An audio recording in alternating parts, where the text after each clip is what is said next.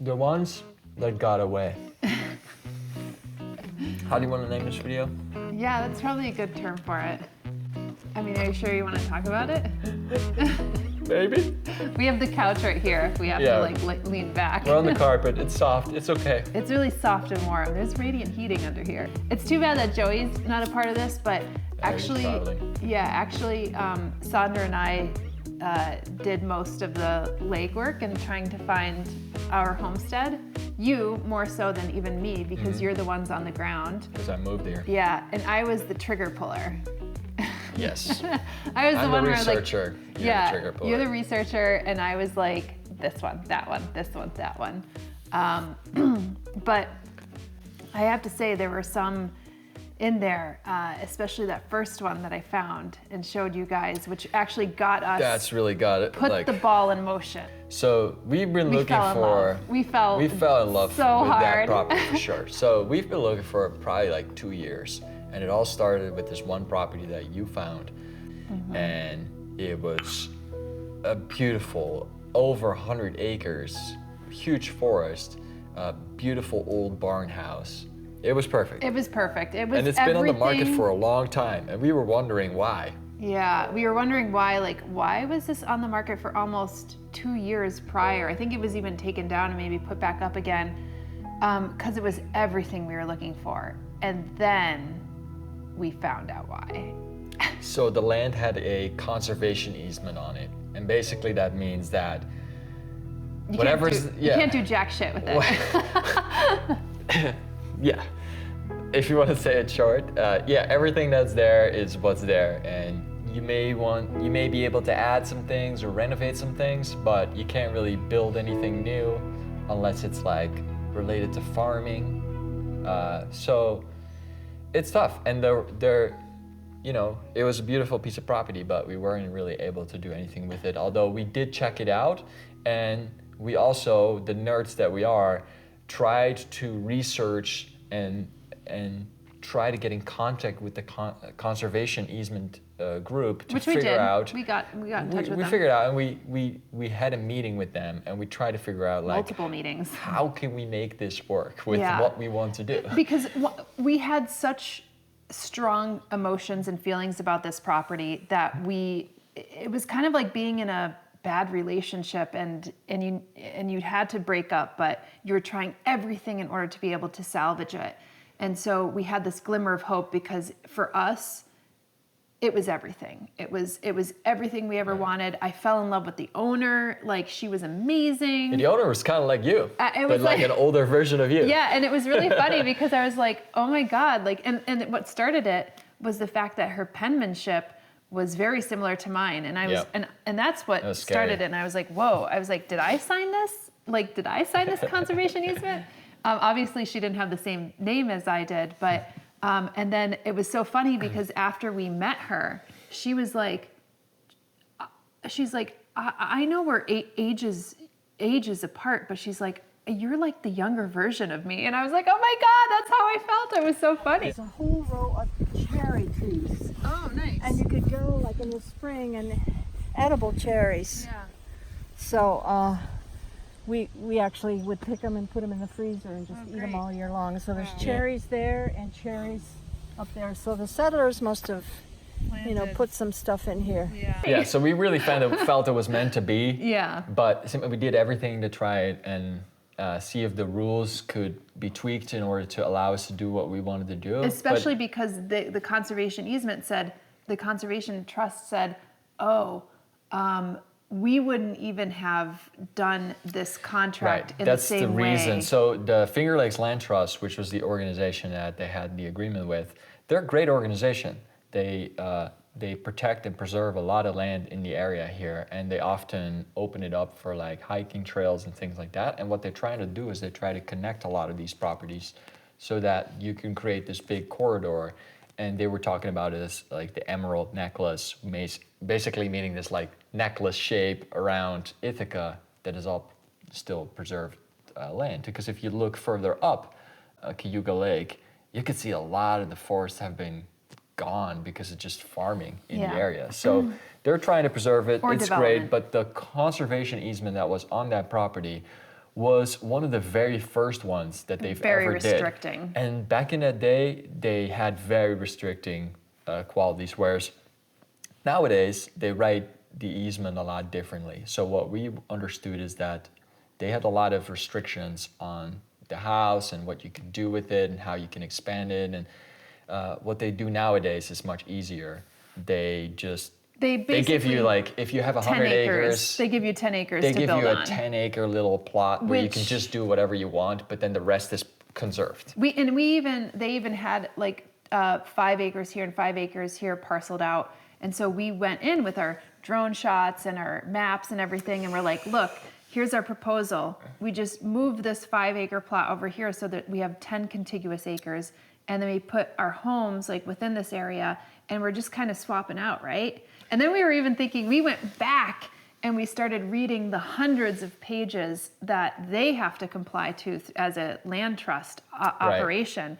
And then we're like, well, maybe we could purchase land elsewhere. Like, can you imagine? Like, we were really thinking this because we really thinking were through like, it, because like we were they, really hard on this property. the organization, in order to be an organization, also needs to fulfill to certain criteria from the state itself or even from the country. So they can't just do things. So yeah, it was a lot of research. And anyways. And let's talk about how we felt after it, because it really did, for us, felt like a really hard breakup. Like, we didn't even want to go on that road. Yeah, to, we like, were really look- sick of it after it because Yeah, it was that a big letdown. That road is a beautiful road in Newfield, and we know we wanted to. Yeah, we first of all we didn't even want to drive close it. It's kind of like trying to avoid your ex-girlfriend's house or whatever, and you just don't want anything to do with it. And then afterwards, you're just like, but it was such a nice place. Maybe we can find something else on that road that would work. So then we would go drive there all the time and see if there's any other pieces of property, and then find out who owns those. It did take and- us a while, though, to actually go back there. Yeah. That's the sad thing, because you can't let your Let's emotions kind of get... Keep talking. You can't get your emotions, like let your emotions get to you to the point that you could have actually maybe found something that would have been really glorious there. And a real estate agent would kind of drive us around, and we're like, please just like avoid that, that area. And it hurt, for us, it like really hurt that badly, because we invested a lot of time on it, because we really felt like it was everything we ever wanted. Aside for the conservation easement, and for me, it was kind of like a classic case, because when I was in Cornell, like we were talking about like conservation easements, and as an environmentalist, you're kind of like, oh yeah, conservation easement, it's total no-brainer. But what I think we realized is that there are so many different ways to steward property. And even though the conservation easement is a great option for folks, and it's also nice to be butting up against conservation land, it's not the only way to be able to conserve and steward land. Yeah, because what's the whole goal of a conservation easement is to make sure that that land is protected. And there's many ways to do that, we believe. Yeah. But one of them is by just putting a bunch of contracts in place that don't allow you to do much. I was gonna grab a list of all the properties. Let me send myself, let me okay. get that real quick. For us, that one was the hardest. And that one was basically our first love. So when you have your first love, you kind of know how hard that could actually be. And I think that, we really tried to make that work for the better part of a year. And what was tough about that is because it had everything that we were really looking for, it made it that much tougher. Like, the bar was so high, and it made it that much tougher to actually find property that we really enjoyed. We're like, oh, but it's not as good as that first one. Oh, it's not as good as that first one. Like, that was, I bet our real estate agent was like glazing over and rolling his eyes when we said that, because nothing was ever as good as the first. And we had to just like get over that whole sentiment in order to move forward. And that is a process. I don't even know how we went about it, but we kind of like eventually just started talking to ourselves and we're like, okay, we kind of got to get over it, because if we don't get over it, no property is going to be great. Yeah, it was at that point, any other property that you see, you start to compare to that first one. Yeah. So then we had Harvey Hill Road. I don't think any of us were like really in love with that one. We were Right. trying to make it work. It was kind of like, oh, That was a really strange one. should we date you? Like, and then you're kind of like, This is so much. This is so much like dating. It is. It's incredible. It is, and it was just like all the wrong proportions, like the Well, it had a really nice barn, right? Yeah. And a beautiful workshop in the top. the barn was nice, yeah. The Not as good as owner, the first one though. The owner was an engineer, and he had over-engineered his house. It was like a bunker. The walls were like this thick, so that in the winter you would have very little heating Heat to loss, do, because yeah. the walls are this thick. But it was weird proportions. But what happened was that landowner had actually sold. He had a lot of road frontage, yeah. but he sold off a lot of these sections, and neighbors had started to build houses and things. So right in front of them. Right in front of Like, them. So it's like you would have your driveway, and then you would have a lot of space. Yeah. But you would be sharing this with a lot of other people, which is fine. But like if we were coming in with multiple families, then that's gonna be hard, because then there's already so much at the road, and there's Yeah. a potential for noise, other things. And we felt like, oh, this is something that we could have purchased if he didn't sell off some of that land that was right on the road, because it was actually a really had a nice view, cute too. barn house, and that one, that antique barn house was And it not was, available anymore. And it was butting up against Finger Lakes Land Trust's land. Yeah, yeah. And it was close to some of the other really interesting places in the area, Yeah. like a good bakery there. And anyways, Nice road. Nice road. Good view. it was close to the Eco Village in Ithaca, which Yeah. is also quite interesting. So there's a lot of pluses, and I think, but when you get there, you start to, try on.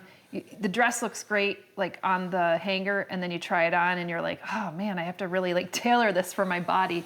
And then pretty soon you're like, oh well, if I tailor this, I just spent another $50 on this dress when it was on sale, and it's Yeah. those types of things.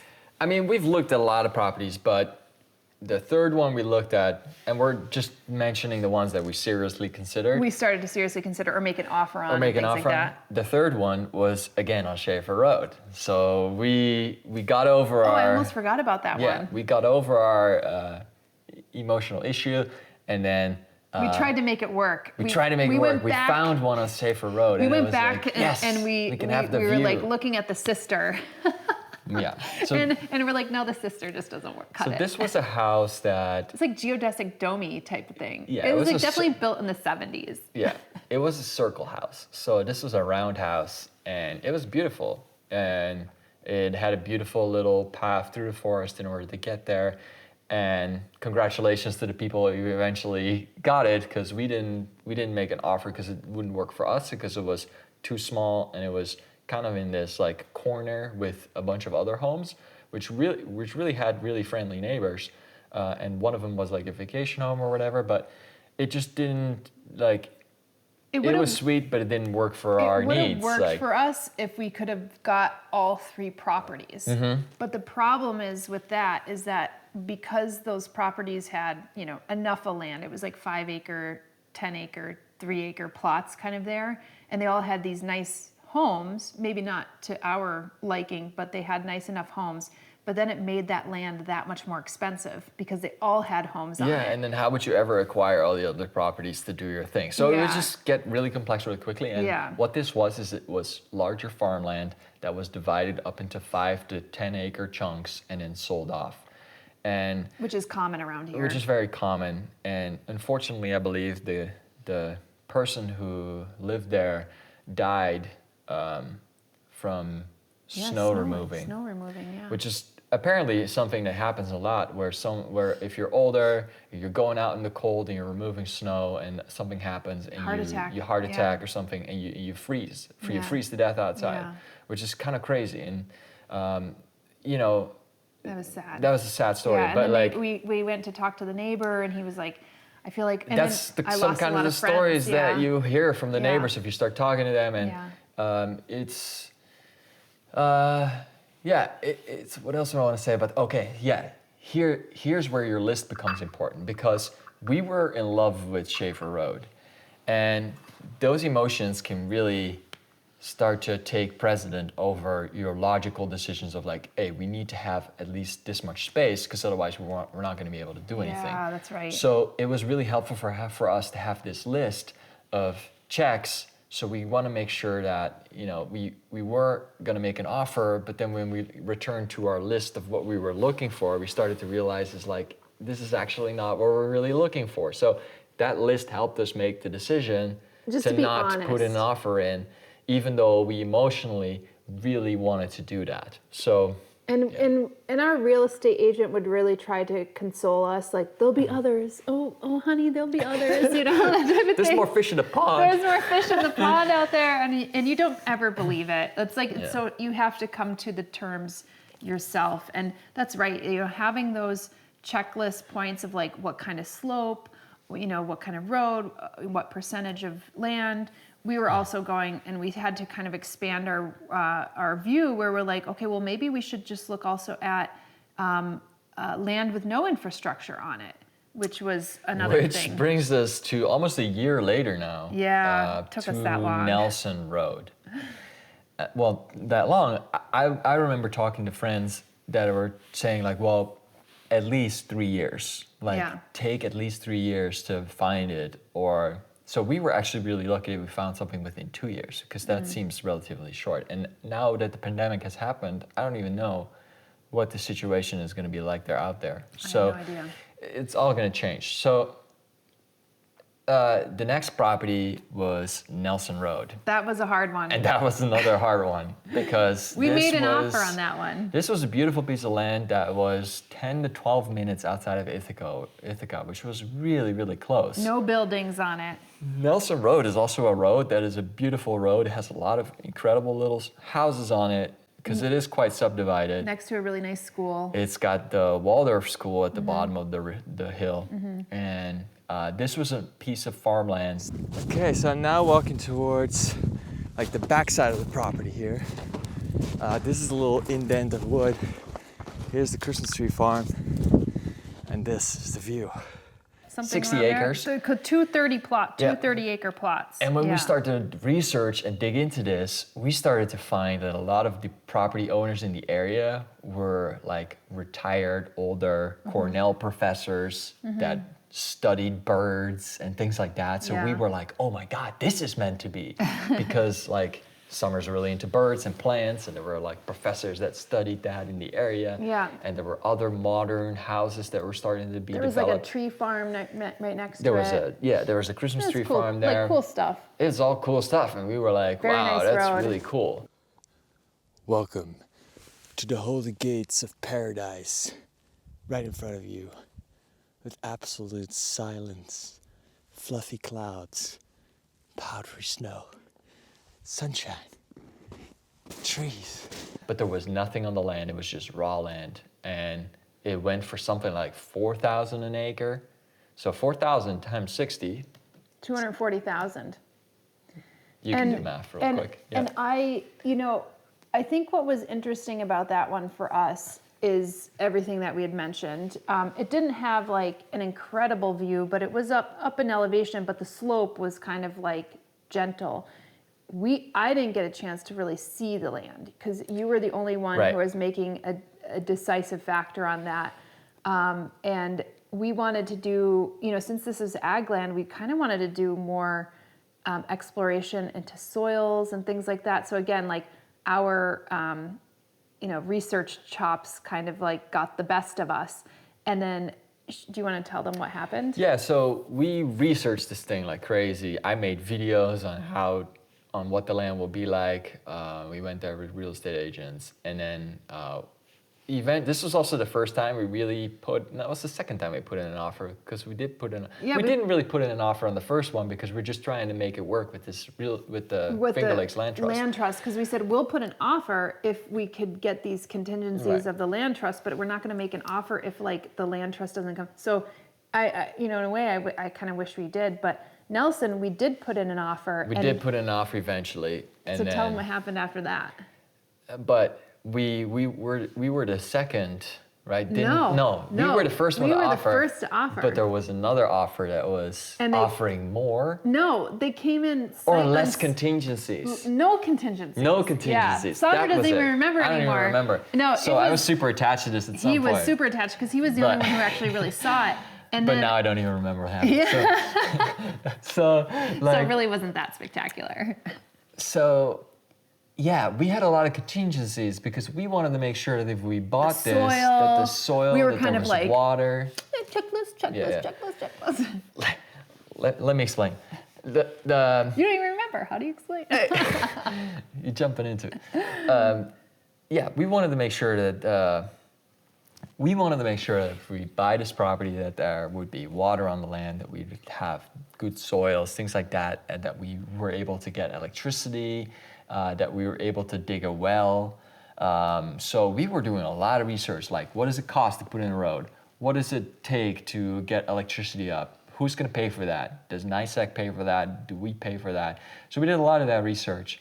And then we had a lot of contingencies. So you can imagine as the seller of that land, you would get this offer and you'd get this whole list of bullshit of like, yeah, well, I don't know how, if you can get power there or internet or whatever. Like, and then another person came in with an offer, no contingencies, and he accepted. And he accepted it. Because he just wanted to, he got from the probably the farmer's perspective, and we actually don't know him personally. The seller's perspective. Yeah, from the seller's perspective, he had inherited this farm, and he probably was, and he Farmland. already had farmland because there was no like infrastructure on it, and he probably just wanted to get rid of it and have no problems and just be like, oh, I want to be done with this. And then so us coming in with all our like little research and our tick boxes and everything was probably like a little annoying, which I totally get. Yeah. But it served us well. Yeah, which is also a sign that like, a seller is trying to sell their property. The more difficult you make it for them, the less they're gonna care about it. So yeah, try to do a lot of that research yourself if you can, and try to be short and concise to the seller.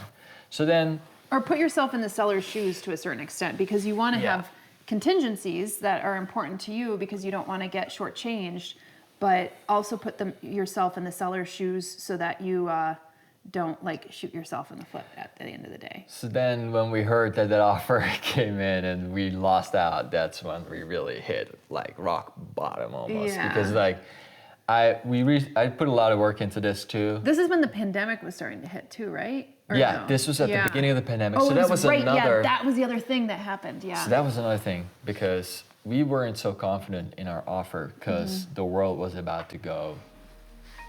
We weren't sure how bad this situation was going to be with the whole pandemic. So we were quite uncertain about like putting that much money down on a property either. So yeah, that just all helped us and like not get it. And yeah, eventually that kind of got us into a very low place because we did a lot of research. We thought this was the best thing. And then whenever is gonna get 60 acres, 10 minutes from Ithaca become available, it wouldn't happen because I did already researched in the area. It was one of the last properties of that amount of acreage that you could purchase. And yeah, we just hit a downward spiral. And we started feeling, I feel like we started feeling a little desperate. Like yeah, we were a little desperate. We're trying to make things work that weren't really. And that was like the next two. And that was like the next two. So the next two properties was on Churchill Road. It was a beautiful yellow house. It was kind of in between a little mountain range. I almost forgot about that one. This property was awesome. It had a house on it. It had like some kind of structure in the back that was kind of like a yoga studio, art studio kind of thing. It had a telescope building, or like, how do you call it? Observatory. And telescope building. And then it had a nice garden, parking lot, everything. And that was the one where, after researching that, we figured out there was going to be a cell phone tower on top of the hill. No, but it also had a land trust. It also had a land trust. Yeah, and then we were like, no, forget it. So That one we didn't even like, that's why I forgot about that one, Yeah. because we didn't even consider it with the I land trust. believe this one was partnering with their neighbor's property to all bundle it into a land trust. And then there was specific designated areas for doing farming, and there was specific designated areas for doing something else. And it was just like, We were like, been there, done that. We've Land been through trust. it. Got the t-shirt. we're out. we've done this before. We've seen this before. So that didn't work for us because it was just too many limitations of all the crazy plans that we had in our minds that we wanted to do. We don't want to buy something and then realize we can't do any of it. That brought us to Barnesville Road. This was also quite an interesting property. Your So- video of that one was kind of epic. Yeah, so I was the only one living here. So what I did is I just take my camera and I would make videos on the properties that I visited. All right, this is where that roundhouse was that we looked at that we didn't want. And then this is Shaver Road. So what I'm going to do is go to Olive Farm Road or something. Let's see. This is Taggart Road. So here's some of the houses.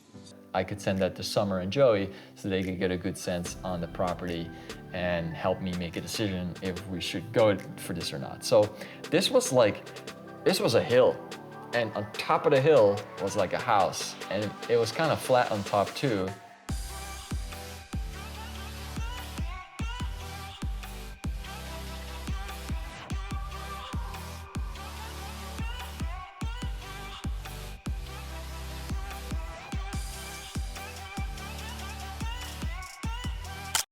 So it was really nice, and you had a spectacular view from up there. And it was a quarter-mile driveway. Quarter-mile driveway. And then I remember my dad saying, I don't want to be the one to plow that one. Yeah. I always hear my dad The in person the who back saying purchased that and has to plow that driveway right now because Especially it's with winter. the snow. Wow. Cheers. Cheers. Cheers, man. It's done. It's possible. And once you do it and you get up there, it's incredibly beautiful. But yeah, here's the view that you'll walk into. That one worked for us because we could see ourselves be there. And If we took down the whole house. we didn't aesthetically really like the house that was there, so we would have to take that down, and we had all kinds of plans of like what would we put in place, but Oh, and the other thing it had was a gas lease on it. So here's a couple things that we found about that property. And it was someone else's gas lease from They- somebody else, you know? Yeah, So the so they person selling tried it. they tried to sell this property before, but they couldn't because there was a gas lease on the property, meaning that you own the land, but you're leasing out the mineral rights to another company. So at any Your point gas in rights, time, not mineral. Yeah, gas Yeah. rights. yeah, I believe those are mineral, or maybe No. gas rights and mineral rights are separate. Different, You're yeah. right. So, at any point in time, that company could say, "Hey, we'd like to drill for gas here. Yeah. Why don't you get out of our way Yeah. and let us put some equipment here and start drilling?" I'm not sure if that's how it could Yeah, happen. they but could drill underneath yeah. your property. or underneath it. Yeah. And, if for some reason something goes awry and then your water is bad, they don't have to pay for it because Right. you leased it out. And the problem with this one is that the seller didn't own the lease. The person he bought it from, and maybe even the person he bought it from, owned the lease. So you would never be able to actually get that lease until that person keeled over, and then the seller would get it, and then maybe you would then get it after that. It was ridiculous. It's a little complicated. We made an offer on it though. We did make an Because we're offer. there's not going to be They're any probably not going to be drilling because anything because it's not legal here in New York State, but that could always change, It can right? always With change some in the future. administration change. But we made an offer that was over the amount of a previous offer that was made just like a day or two so before. This house, it is pandemic days and what we started to realize is that any property that was decently interesting on the market was gonna go. Because a lot of people were trying to leave the cities and they were just looking for anything they can find and they would just put an offer in just to have it. And what we found is on the first day that we looked at it, or it wasn't the first day, it was a couple days later, but I had an appointment at 1 p.m. They had an appointment early in the morning, and They saw it and they put in an offer. And that was the first offer. Then we saw it, we put in an offer that was more than the people first one. that saw it first. But the seller wanted to respect the first come, first serve kind of mentality and went with the first offer. And at that point, we realized down the road, well, we didn't get it, so we moved on. But we realized down the road that they backed out. No, well, yeah. Or what So happened? the buyer actually backed out because their lawyer didn't want them to get this land because of the gas lease, basically, lease because again. there's too much, trickery and issues in the future. Because again, it wasn't owned even by the seller; it was owned by the person who sold that land to that person. So they ended up backing out, and then we already settled on the property that we're in now. And our real estate agent actually came back to us and said, "Hey, that offer went bunk on like Barnes Hill Road. Would you want to make another offer?" And I was like, "Why are you even asking us?" Right. But that was the situation. So I bet the seller felt really bummed because we might have Yeah. actually ended up with that land if it was maybe. Yeah, I mean, it's hard, right? As a seller, you're trying to figure out well, who's serious here? I also, we saw way more properties than the ones that we're just talking about, and I would sometimes meet the actual owner, and he would show me around, and it would always be like, well, how are you gonna pay for this? How serious are you?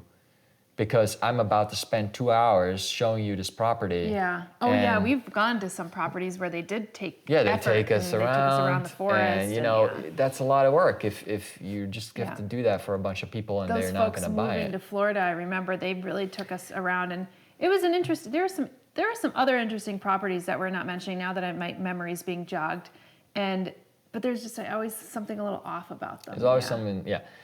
So another thing that all this research, so we're up to the third property now that seriously could have worked for us that just didn't work out. Yeah. And one of the things, you constantly get down on yourself because you're like, this is the third one, we're What still could have not been? good. What could have been, you've started to make all the drawings and you saw who the neighbors were, and it'd be so cool to be in that community. But then what a friend of mine told me, actually Paul, was that all of this work is just preparation for when the real property comes and shows up. Yeah, that was and a when good view. another property shows up that's really good, you already know what it takes to research how to get power to a property. You already know what it takes to potentially plow a driveway. You know what it takes to get a well installed, things like that. We've done so much research at this point that we were really quick. We could look at a property. Whose phone is that? Whose phone is that? That's you. Let me go check. We were looking at a property and we would be able to tell in a couple of minutes that if this would work for us or not. So all of this was just my mom. good research. Oh, Mom. It was her birthday recently, and I bought her a bunch of plants. And she's like, "Did you buy me all these plants?" I'm like, "I told you." We're gonna ship a bunch of plants and to you. I sent you the shipping link. Of course, it has a gift message in it. Anyways, moms. Well, so yeah, a lot of this is just even if you're noticing something similar yourself, where you're looking at properties and nothing's working out, just think about you're just preparing. You're just training for when the real thing comes, because when the real thing comes, you know a lot more than when you did when you first started out. And that's something that really helps me kind of look towards the future a bit more bright, because it was a lot of training that we're getting in a way. Yeah, although I have to say this was such an unusual time because, and I've said this before, but prior to the pandemic, do you guys remember life before the pandemic? I mean, I do. it's like a hazy memory, but it was like a walk in the park. This was far away from New York Yeah, City. no one was enough. really looking too much, so you had Yeah. time to make offers. Yeah, I mean, if you think about it, that first property, it hadn't been sold for almost 2 years, and then pretty much after the pandemic, or right before the pandemic, it was sold. But for us, it was like really fast. It was kind of like, again, going on a date, and then they're like, okay, do you want to have kids? Do you want to get married tomorrow? And we're like, holy crap, like, so in a way, Paul's sage advice is correct. And I think we've learned to be more decisive, but we had to learn how to be way more decisive post-pandemic, because when this property went up on the market, it was a couple months into the pandemic, and I had seen it, and I was like, we have to go check this out, because I was about to go back to New York City. And I was like, no. Are you talking about this property now? This There's property. one more that came before that. Okay, then hold on. Because I don't remember the one before this. Well, it was kind of a throwaway? No, we quickly realized it wasn't going to work for us. But this was a friend of yours. That's right. That had Yes. Who heard it from a friend. a family friend. Yeah. That had a piece of property on South Hill, which was really close to Ithaca and really high up in the air. So you have a really great view. And the view on that property was absolutely amazing. And they were going to list it as like 60 acres. And they were going to list it as 60 acres. So this was a bit of confusion from the seller. Yeah. The problem is that a lot of older generation here owns land and they want to pass it on to family. But what they find out is that family's not interested in it. Or they can't afford it. Or they can't afford it. So they might be interested, but they can't afford it. So in this case, they were interested, but couldn't afford it. So what they did is they chopped it up in smaller pieces so that they could sell off the different chunks and potentially make it work. Yeah. So we were initially looking at this as 60 acres, but eventually... Which is what was listed. Which was listed, but eventually realized it was only 3 acres because it was the part that had the house on it. Yeah. And, having to rub shoulders with the other property owners in the area that were really close and being on 3 acres and trying to do like 3 to 4 families. Didn't make sense. Yeah. So but it was a beautiful property. But and it went quick. And the important note on that one is that we started to, and I mentioned this in a previous video, but like we started talking to people and saying, hey, this is what we're looking for. And because we were telling people that, right. We heard this not through a real estate agent, not through Zillow or Trulia, but through a friend who had a family friend. And that was great, because I think that if you're interested in an area, you just gotta like tell everyone. Even that guy who lived across from the first house that we were looking on Schaefer Road, we told him, we're like, hey, if you know of anything coming up on the market, the orchard, let us know. Yeah, let us know. Yeah.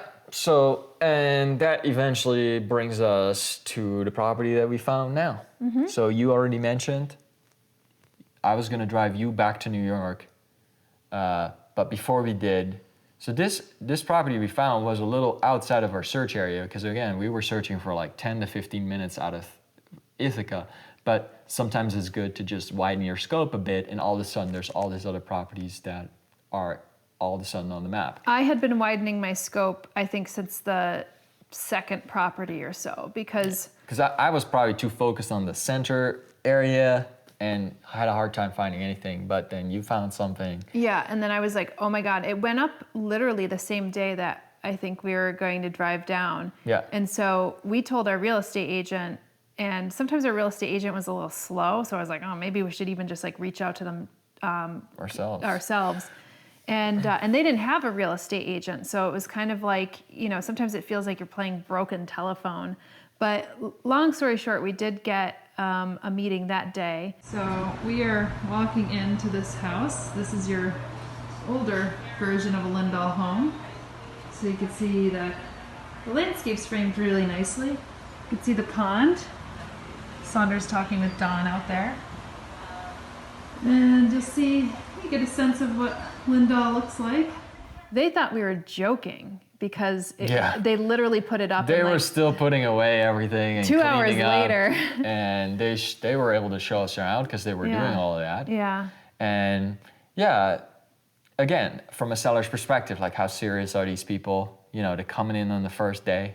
This can't be true. Not only the first day, the first like hours Yeah, of the first day. Because they tried to sell this property in the past, but it didn't work because this was a business before, and they tried to sell it as a turnkey business. And that didn't work. So now they start chopping it up into smaller pieces, and that's how it eventually worked for us. But yeah, on the first day, we saw it. I ran all my freaking equations and research, like we flew drones, everything. We checked out all the buildings, took 360 photos.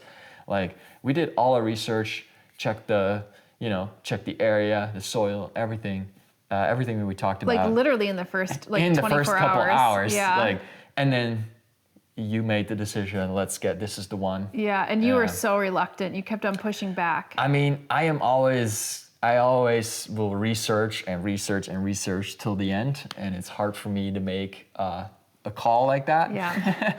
You can shake your head, but sometimes you do make a decision that is too quick. Yeah. And then, so good tip too, if you know that about yourself, partner up with some people who are more decisive than yourself, because eventually what happened is that I like to stay away a little bit and look at it from a distance. But eventually I started to realize, it starts to really sink in over time. It starts to realize like how good something is that you have been researching and that it could actually work in all these different ways. The biggest issue that you had with this is that you said, oh, I feel like it's too far away, because one of the things that you remembered when you were a kid is that your dad had to travel like 30 minutes out in order to get to his work, and you'd have to go back and forth every day. And what I basically said to you was like, look, like you're going to get stuck in on your property. You're not going to go to town. Like we're not working in town. Like if you're working in town, then obviously that makes a huge difference. Like where you have to travel back and forth, and then you're logging in an hour just back and forth with no traffic, right? Or like, round trip an hour. But, for us, it was like, look, we might make a trip into town once a week, and actually that's joyful, because we're going to the farmer's market, we're going to the co-op, we're, running our errands and that kind of stuff. But the rest of the time, you're on the property and you're self-sustaining on your own property to the most part. Yeah, and again, you do your research, you know what roads are good and what it's like to drive there every day or things like that. Yeah, so it's all depends on your needs, and that's again where that list is really helpful. It's like what am I looking for specifically? Because if you had a job at Cornell, this might be too far because you would have to drive, you'd have to spend a lot of time driving every day to get to Cornell, and then you might be better off being somewhere near Ellis Hollow Road because that's a lot closer. So when we could actually look back on this, as we're doing now, it becomes like like we could breathe a lot easier, and we realize that, wow, I think we, in the end, actually did make the right decision for us. Yeah. All right. We did. I think that's it. That's our emotional baggage released onto you. But hopefully it gives you a little bit more of a sense of the emotional roller coaster. And I'm sure that if any of you have gone out there searching for homes or homesteads, properties, whatever it might be, you might have gone actually through very similar emotions. So share them in the comments below. Let us know. And I hope you enjoyed. All right, guys. Bye.